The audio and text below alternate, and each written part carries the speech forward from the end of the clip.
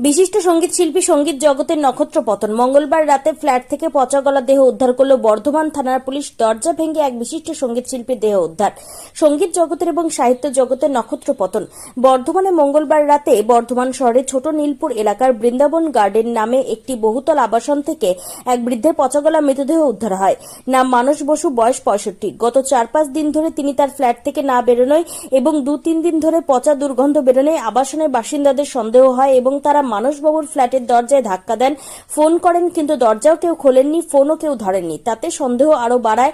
আবাসনের বাসিন্দারা বর্ধমান সদর থানার খবর দিলে পুলিশ তড়িঘড়ি এসে দরজা ভেঙে দেখেন মানসবাবু মৃত অবস্থায় বিছানার ওপর পড়ে রয়েছে। তারপর পুলিশ মৃতদেহ উদ্ধার করে ময়নাতদন্তের জন্য মেডিকেল কলেজ হাসপাতালে মর্গে পাঠায়। আবাসনের বাসিন্দারা জানান, খুবই ভালো লোক ছিলেন, তিনি অবিবাহিত ছিলেন।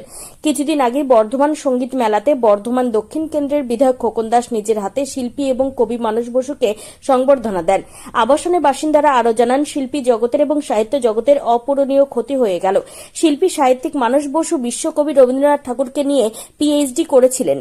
বর্ধমান দক্ষিণ কেন্দ্রের বিধায়ক খোকন দাস জানান, তিনি খুব বড় মাপের শিল্পী এবং সাহিত্যিক ছিলেন। তার মৃত্যু শিল্পী জগতে এবং সাহিত্য জগতে বিশাল বড় ক্ষতি হয়ে গেল।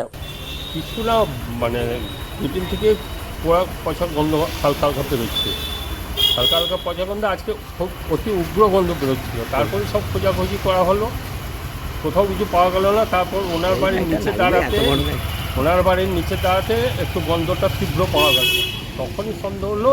সন্ধ্যার পরে তখন আমরা পুলিশকে খবর দিই, পুলিশ আসে, তাদের সামনে দরজা ভাঙা হলো, ভিতরে দেখা গেলো উনি মরে পড়ে আছে। কি নাম ওনার? মানস বোস। উনি কে? একাই থাকতেন, বিয়ে শাদিও করেনি।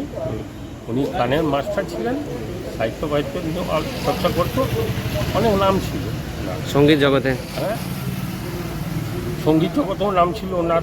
তারপর আবৃত্তি ফাবৃত্তিও শেখাতো, সব নানা নাম ছিল। এটা কোন জায়গা? এটা চন্দনপুর ইটভাটা রোড, বৃন্দাবন কাটে। আপনার নাম? আমার নাম অলোক চৌধুরী।